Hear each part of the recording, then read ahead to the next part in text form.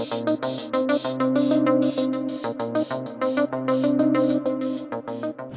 is San Diego's neighborhood called North Park. It's the hot spot for craft beer, restaurants, and now my mom's brand new home and her new studio. So let's go check it out.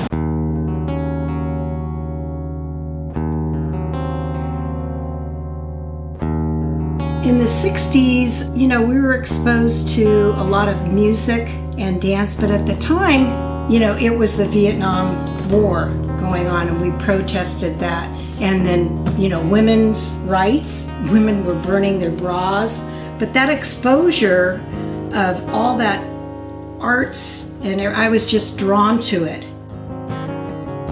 Mom, what was it like growing up? I mean, with your parents and that kind of thing.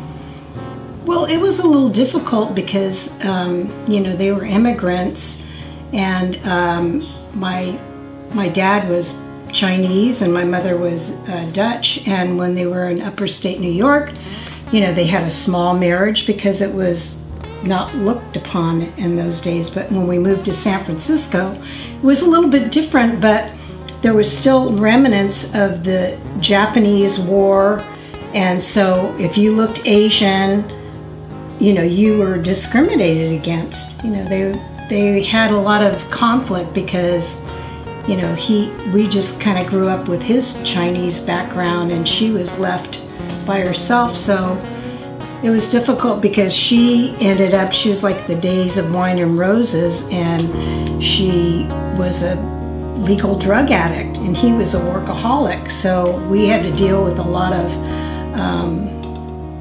her illnesses, from taking drugs.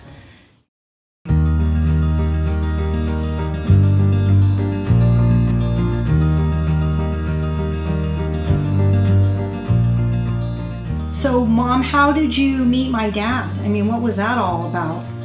I met him at a dance in San Francisco. I felt more at home with the kind of the Latin community.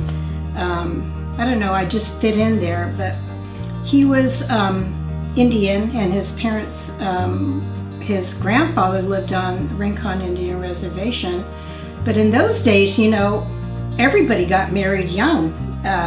That generation, if you didn't get married at 21, you were an old maid, not like here. And you had me at what age? I had you I was 18, but I just turned 19. Oh, but it was a shotgun wedding because I was pregnant before that. We were 17 when we got married.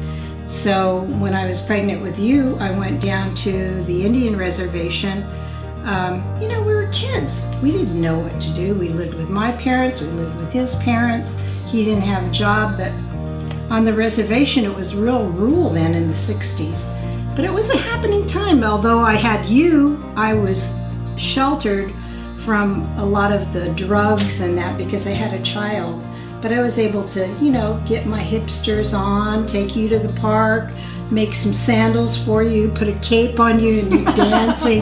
They'd be filming you. And art's always been a really important part of our family life, and I think it's so interesting that my mom from San Francisco ends up back in San Diego, and that's where my dad's from, and I get to reconnect with my Native American heritage, and I get to experience the arts in a whole new way. And my mom was really the one that was the facilitator for that, because through everything that she went through, being a young mom, being interracial child, she always found, I think, solace in art and creativity, and it's awesome to see what she's doing today. Everything that I do in my artwork now, I think it's just like it comes out from whatever I experienced when I was younger. I mean, all these visions, I think, really helped me create what I'm doing right now. When you travel to a city, you never know what you're going to find. But here in San Diego's Art of the City, we got to explore the city life, the mountains. We got to see 4 amazing artists in their studios. And all these artists are going to have a great impact on time as time goes on. So I hope you enjoyed it, and I hope you join us for the next Art of the City.